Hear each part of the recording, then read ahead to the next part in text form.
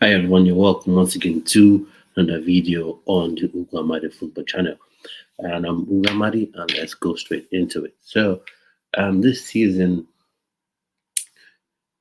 Chelsea's had problems scoring goals, and every time that discussion comes up, anytime you hear fans talking about it, whether in the stadium at Stamford Bridge, at the pubs, at home, friendly discussion, banter, even up here on YouTube.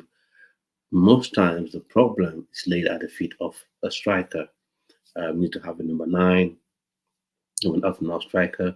And don't get me wrong, that would go a long way to help, score goals. For instance, if you got a world class number nine, like say Victor Osimhen, the Nigerian international, for sure that would help immensely to score goals because there'll be phenomenal chances created. He would score. But I've been thinking to myself, a number nine is not the only way to score goals, to get goals.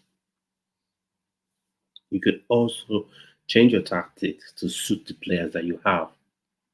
Now, for me, I think Chelsea, Mauricio Pochettino can change Chelsea's tactics. You may ask me, how do you mean? Now, what about going with a fluid front three? Let's think about that for a moment. How about going with a fluid front three as opposed to having an out and out striker?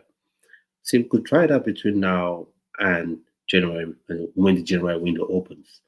So right now, available you have Sterling, you have Modric, you have Cole Palmer, and you have Noni Madueke. So for me, this is what I would suggest. I would suggest going with Modric, on the left wing, Noni Madueke on the right wing, and then having Cole Palmer in the middle because he's shown he can press. He's shown um, he has the energy. He shows he has the quality.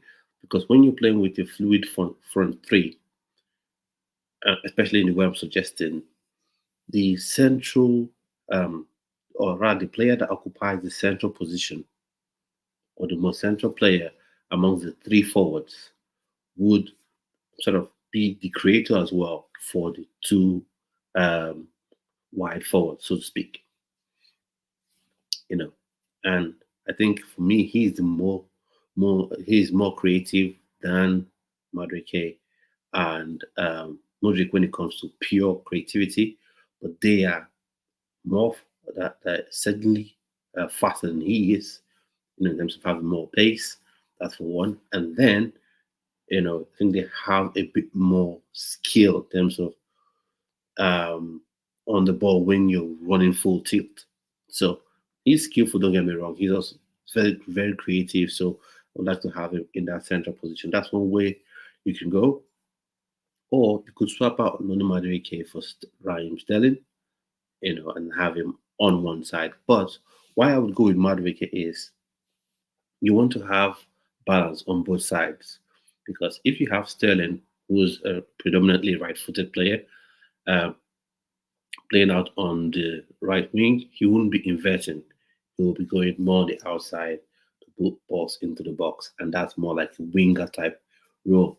But if you have Madrid who is predominantly a left-footed player, and have him on the right, and then you have Mikhailo Modric, predominantly right-footed player on the left. Both of them can invert, and you have that balance, creating room behind them for the fullback. So in this situation, looking at having Malagusto on the right as the right fullback and having Marco Correa as the left fullback. So and then you have Palmer in the middle. Then a different way we could look at it as well could be if we did have, let's say, we have everyone fit. What would happen is, or what would I would suggest would be to have Nkunku through the middle, not as an out and out number nine, but to be to be the most central of the three forwards. You have Nkunku through the middle, you have Noni Madueke on the right, you have Mikhailo Modric on the left, and then you have Cole Palmer behind them. Now, one might say this is good. It might be too much in terms of having that many attacking players on the pitch. But let's face it, I would say 90% of the time, no matter the size Chelsea plays, Chelsea would always have most of the ball.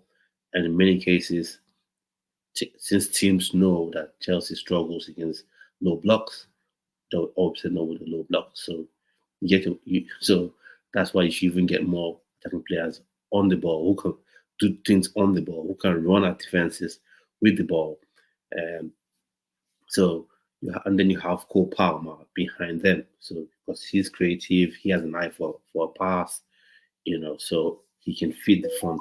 He can feed the front three, and then you would have the team progress that way. So tell me, what do you think? Do you think Chelsea just requires a number 9, and that's the only way that Chelsea's attack can be fashioned? Or do you like me think we can forget about a number 9 and opt for a fluid front three? It works in Liverpool. It works in Liverpool, and what we have at Chelsea, is the players Chelsea have at their disposal would even make it a more little, potentially in 2-3 years time, a more little attacking lineup than what you have at Liverpool, because though at Liverpool you had Mohamed Salah on one side, and now recently you have um, Diaz on the one side. When you had Roberto Firmino through the middle, he would press, but he was never really a huge goal scoring threat from the middle. Although now you have Nunes, I think Nunes to the middle, but you have Nunes on one side, you have Zijakbo on one side, and you have Salah on the other side. So, and this is what I think. What Chelsea has available to Nkunku, um, Noni Madueke, Mikhailo Modric, and Cole Palmer behind them would even be deadlier. And then you think about the players that are out on loan that could form the second unit, in terms of you have your Diego Moreira, Leon, and then you also have Angelo Gabriel at RC Strasbourg in French League One. Who can play very well. So they could form the second unit, So, and from the second unit, so I think that could be a way Chelsea could sort of figure out the team, and instead of relying on a number 9. And as well, you might say, okay, Chelsea has Jackson in the team right now, so why could still persist with him, create more chances, create better chances for him, and then he could score more goals. But I think Jackson himself would benefit from this sort of formation because I don't think he's an out and out striker. A well-working player, and even at Villarreal, he was sort of a second forward. So you could even have in the lineup with players available at the minute. You could have Jackson through the middle as the most central player. So he'll take up that Roberto Firmino role, where he'll just be the player that kickstarts the press, gets ball into himself, or controls the ball and flicks it to either side, to either Sterling on one side, Modric on the other side, or Madrid on one side, Sterling on one side, whichever way you choose to do it. And then Palmer could be the creative force behind this three. So with this formation, I'll be thinking of will be a 4-3-3, where you have your Malo Gusto on the right, you have your Colwill and maybe your Disasi or Bajashil since he's back as your central defenders, and then you have your Corella, who's made himself absolutely undroppable at the left back, and then you have your Caicedo and Enzo in the double pivot, and then Palmer in the 10 role. So that's the 3-man midfield. And then for the 3 forwards, you would have your Noni Madueke, and you have your Jackson, and you have your Mudryk, or you have Mudryk, Sterling, and Mudryk, Sterling, and Jackson. So there's a way you can go about it. And then, because finally, before I get to the end of the day, I must say this: when you have those players, since you don't have any person that is particularly designated as a number nine, then you could have fluidity. You could have them to fill in of themselves and form a unique partnership. And that could be a problem for opposing defenders, especially teams that play a low block, because they have to now be more careful and mindful of runs between the lines as opposed to side passes. So let me know what you think.